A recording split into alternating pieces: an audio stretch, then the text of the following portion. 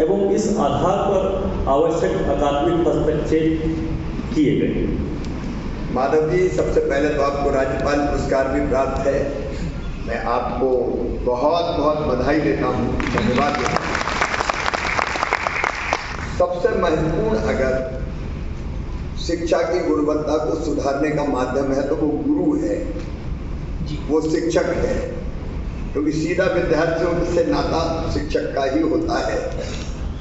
और शिक्षक अगर तन्मयता के साथ अपने काम को करता है तो परिणाम कैसे बेहतर आते हैं, ये आपने भी दिखाया। सीखने के प्रतिफल आउटकम की मैपिंग आपने कैसे, लर्निंग आउटकम की जो मैपिंग है, आप बताइए। एक तो बच्चों को प्रेरित कैसे किया, तैयारी कैसे कराई, लर्निंग आउटकम की मैपिंग कैसे की, क्योंकि परंपरागत तरीके से जो पढ़ाई चल रही थी उसमें से बाहर निकालना, बच्चों को मानसिकता बनाना, वो सबसे महत्वपूर्ण होता है। तो सब जानना चाहेंगे आपने क्या किया? सबसे पहले अहम प्रश्न तो था कि विद्यार्थियों को विद्यालय तक ले आए।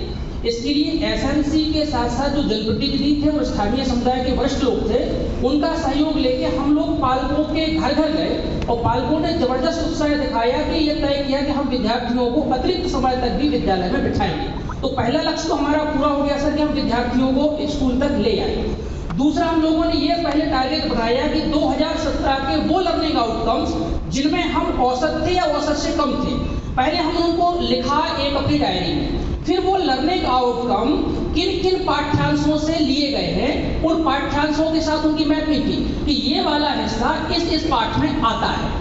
फिर उन पाठकों की प्रतिपूर्ति करने के लिए छोटे छोटे लेसन प्लान बनाए कि 40 मिनट में हम अवधारणा को इस तरीके से बता पाएंगे, इस तरीके से बता पाएंगे। सबसे महत्वपूर्ण काम इसमें यह हुआ सर कि जैसे हमने साप्ताहिक विश्लेषण किया, हल करवाए, जो राज्य शिक्षा केंद्र से प्रश्न पत्र जाते थे वो करवाए। हल करवाने के बाद हमने विद्यार्थीवार आकलन किया कि अगर 15 क्वेश्चन थे तो जनरली 10 क्वेश्चन तो सभी विद्यार्थियों ने कर लिए, परंतु 5 प्रश्न ऐसे थे या तो छोड़ दिए या गलत कर दिए। तो किन 5 प्रश्नों को छोड़ा, किस प्रकार का पैटर्न था उनका, आखिर अवधारणा में कहाँ हमसे चूक रह गई, कमी रह गई कि हम विद्यार्थियों को वो डिलीवर नहीं कर पाए, उसके लिए हमने फिर से कार्य योजना बनाई और अगली सहयोगात्मक कक्षा में उन्हीं पर सबसे ज्यादा फोकस किया जिन अवधारणाओं में हमारे बच्चे औसत रूप से प्रदर्शन ज्यादा अच्छा नहीं कर पाए थे। इसमें एक काम और कर लिया था साथ साथ कि हम लोगों ने जो राज्य शिक्षा केंद्र से प्रश्न आए वो तो करवाए, उसकी प्रकृति समझाने के लिए उसी तरीके के और भी प्रश्न डिजाइन करवाए ताकि विद्यार्थी ये समझ सके कि इस प्रश्न को ऐसे नहीं किसी और तरीके से भी पूछा जा सकता है। ये आपने बहुत अच्छी बात बताई। मैं भी ये समझना चाहता हूँ कि रटे नहीं, उनकी समझ बढ़े। इसके लिए कोई अतिरिक्त प्रयास किए नहीं तो हम लोग बैठ जाते हैं एक एकम एक दूनी 2। कई बार हमने स्कूल में लेकर रटते चले जा रहे 2 दूनी 4।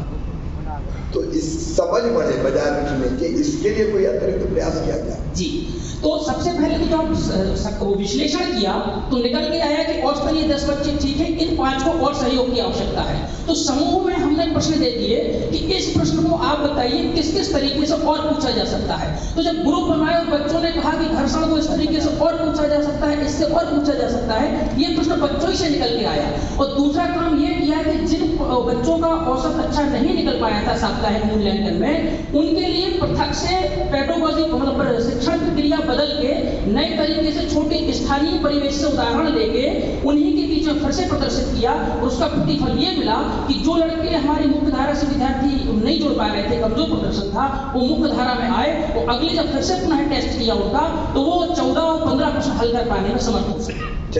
एक सवाल मैं बिल्कुल व्यक्तिगत पूछ रहा हूँ आपसे, मैं समझना चाहता हूँ, जानना चाहता हूँ।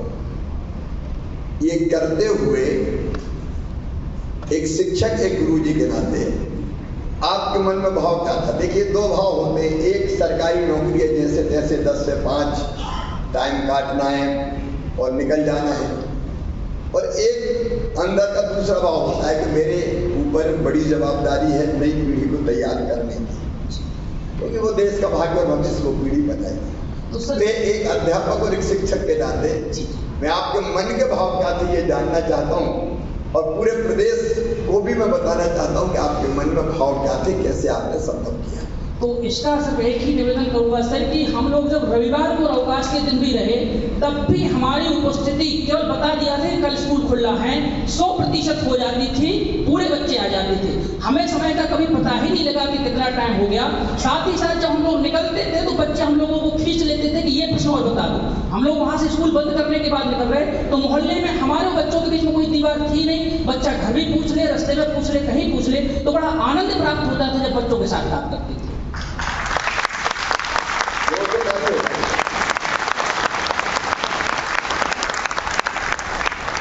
किसी काम में अगर आनंद प्राप्त होने लगे तो आप ये मानिए कि परिणाम बेहतर आना सुनिश्चित ही है, कोई रोक नहीं सकता उस परिणाम को। ये जो आनंद की मानसिकता चाहिए कि मेरे ऊपर जवाबदारी है इन बच्चों को बेहतर ढंग से शिक्षित करने की, पढ़ाने की, क्योंकि ये बच्चे कल का भारत बनाएंगे।